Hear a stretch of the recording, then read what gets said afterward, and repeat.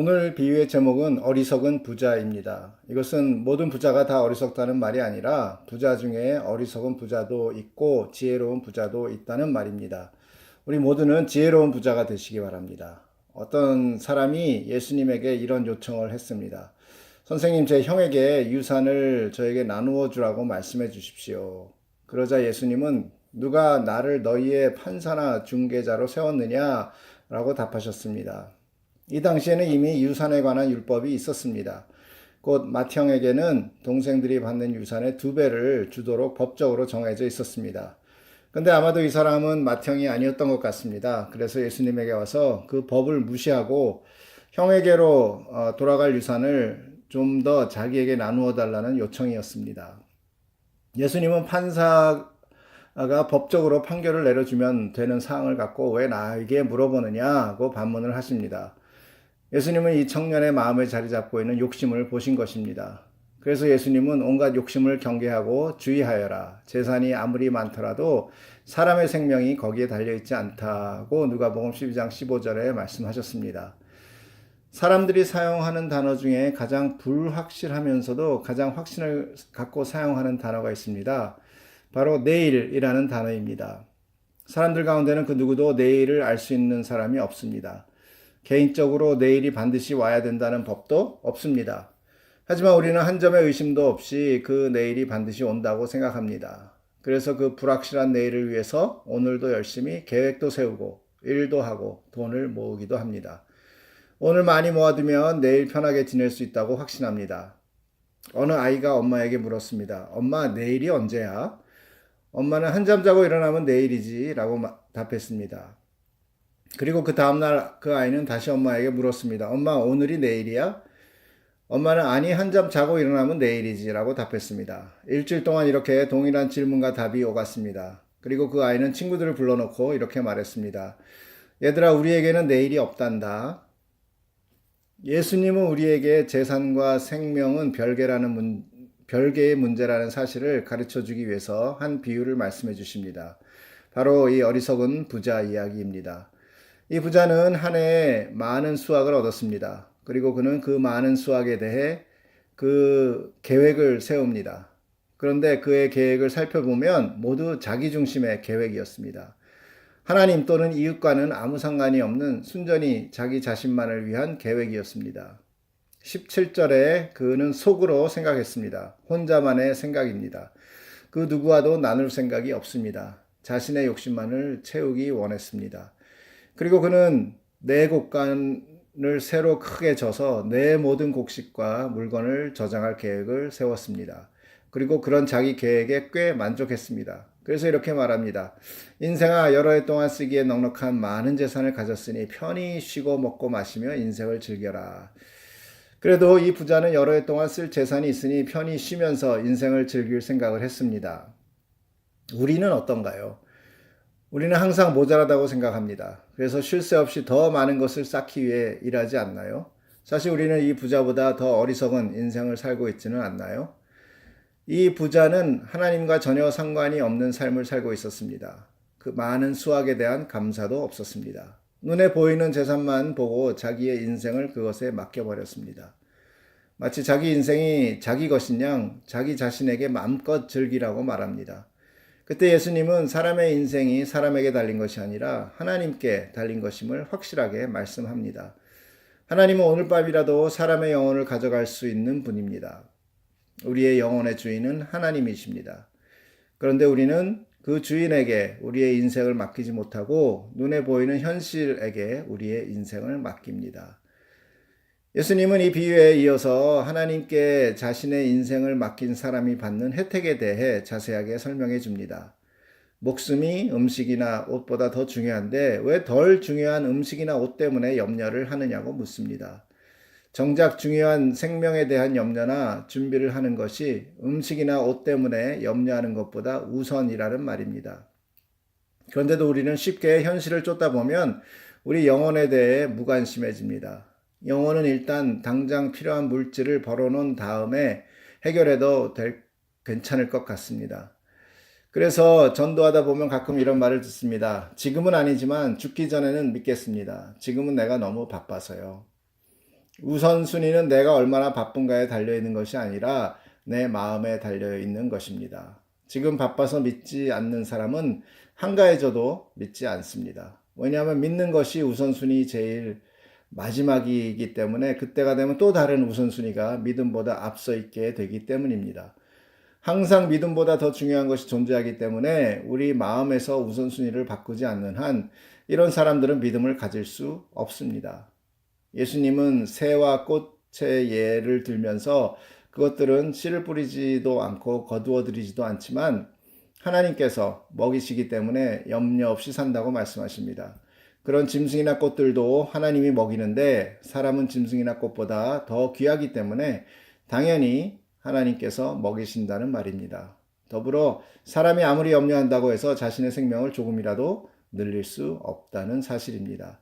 그래서 먹을 것과 마실 것을 구하거나 염려하지 말라고 말씀하십니다. 이런 것들은 세상 사람들이 구하는 것이지 우리 아버지는 우리에게 이런 것들이 필요하다는 것을 알고 계신다고 합니다. 하나님을 믿지 않는 세상 사람들은 먹을 것이나 입을 것을 구합니다. 당연한 이치입니다. 왜냐하면 그들은 이 모든 것을 공급하시는 하나님을 믿지 않기 때문입니다. 그래서 자기 자신들이 살아가는 데 필요한 것을 자신들이 노력해서 구해야 합니다. 이와 같이 하나님을 믿는다고 하면서도 내가 먹고 사는데 필요한 것만 구한다면 그 사람은 이 모든 것을 공급하시는 하나님을 믿지 않는 것입니다. 나는 믿음으로 구한다고 생각하지만 무엇을 구하는지 살펴보면 그 안에는 하나님에 대한 믿음이 아니라 자신이 원하는 것을 얻고자 하는 욕심으로 채워져 있다는 사실입니다. 그러면 믿는 사람들은 무엇을 구하나요? 믿는 사람들은 하나님의 나라를 구합니다. 하나님의 나라를 구하면 나머지는 하나님께서 채워주십니다. 하나님의 나라를 구하면 하나님은 기쁜 마음으로 하나님의 나라를 주신다고 예수님이 말씀하십니다. 누가복음 12장 32절에 두려워하지 마라 어린 양들아 너희 아버지께서는 하나님 나라를 너에게 주시기를 기뻐하신다. 하나님의 나라를 구하면 하나님의 나라를 우리에게 주십니다. 하나님의 나라를 구하라는 것은 내가 하나님의 나라를 위해서 무엇을 하려고 노력하라는 뜻이 아닙니다. 하나님의 나라를 구하라고 했지 하나님의 나라를 위해서 무엇을 하라고 하지 않으셨습니다. 하나님의 나라를 구하면 하나님의 나라를 주신다고 하셨습니다. 내가 하나님의 나라를 위해서 무엇인가 하려고 하는 것이 아니라 하나님의 나라를 구하면 하나님께서 우리에게 하나님의 나라를 주십니다. 그리고 그 하나님의 나라를 받으면 우리가 무엇을 해야 하는지 알 수 있다는 말입니다. 내가 이미 가지고 있는 것이 보이기 시작하고 그것을 나누기 시작합니다. 내 안에 하나님의 나라가 없이 내가 하나님의 나라를 위해서 무엇인가 하려는 사람들이 바로 율법주의자들입니다. 그리고 그런 사람들은 내 열심에 대한 보상을 바라기 때문에 보상이 없으면 쉽게 포기합니다. 내가 하나님의 나라를 위해서 일을 했기 때문에 당연히 그 상당에 맞는 대가를 기대하게 됩니다. 그러나 하나님의 나라가 내 마음에 임해서 그 나라로부터 오는 하나님의 열정과 뜻으로 일하는 사람은 항상 기쁘고 즐겁고 걱정이 없습니다. 아무런 보상이 없어도 신경 쓰지 않습니다. 이미 보상을 받고 시작했기 때문입니다. 아무것도 하지 않은 사람에게 하나님은 먼저 보상을 주십니다. 그리고 그 보상으로부터 나오는 열정과 기쁨으로 하나님 나라의 일을 하게 하십니다. 그 보상이 너무나 크기 때문에 그 외의 모든 것을 쉽게 포기할 수 있습니다. 예수님은 누가복음 12장 33절에 너희 소유를 팔아 자선을 베풀어라. 그리고 너희를 위하여 낡지 않는 지갑을 만들고 하늘에 없어지지 않을 재물을 쌓아라. 거기에는 도둑이 접근할 수도 없고 좀도 먹는 일이 없다. 아무리 재산이 많아도 내 마음에 하나님의 나라가 없으면 내 소유를 팔아 자선을 베풀 수 없습니다. 하지만 내가 가진 것이 없어도 내 마음에 하나님의 나라가 있으면 나의 풍요로움을 알고 작은 것이라도 나눌 수 있습니다. 왜냐하면 내 마음이 어디에 있는가에 달려 있기 때문입니다. 예수님은 너희의 재물이 있는 곳에 너희의 마음도 있다 라고 말씀하시면서 이야기를 마칩니다. 내 것을 내가 소중히 여기는 것은 당연한 일입니다. 그래서 우리는 내 것이 무엇인지 확인해 보아야 합니다. 내가 갖고 있는 것이 나를 살리는 것인지 죽이는 것인지 생각해야 합니다. 그리고 내가 갖고 있는 것이 나를 죽이는 것이라면 당장 버려야 합니다. 하지만 내가 갖고 있는 것이 나를 살리는 것이라면 가장 소중히 여겨야 합니다. 나를 살리는 것은 한 가지밖에 없습니다. 바로 생명의 근원이신 하나님이십니다. 우리의 생명은 영원하신 하나님으로부터 시작되었고 영원하신 하나님에게로 돌아갑니다. 주신 분도 하나님이시며 찾으시는 분도 하나님이십니다. 우리의 생명은 하나님에게 속한 것입니다. 사람들은 생명을 가장 소중하게 생각하면서도 그 생명이 어디서 와서 어디로 가는지 모르기 때문에 불필요한 것들을 찾는 것입니다. 이 어리석은 부자도 내일이면 그 생명이 하나님께로 돌아갈 것이라는 것을 알지도 못한 채 오늘 자신을 위해서 세상 것들을 쌓고 있었던 것입니다. 얼마나 어리석은 일인가요? 문제는 이것이 어리석다는 것을 알면서도 우리 자신이 그렇게 살고 있다는 사실을 깨닫지 못한다는 것입니다. 우리는 다른 사람의 소리는 잘 듣지만 정작 자신의 소리는 듣지 못합니다.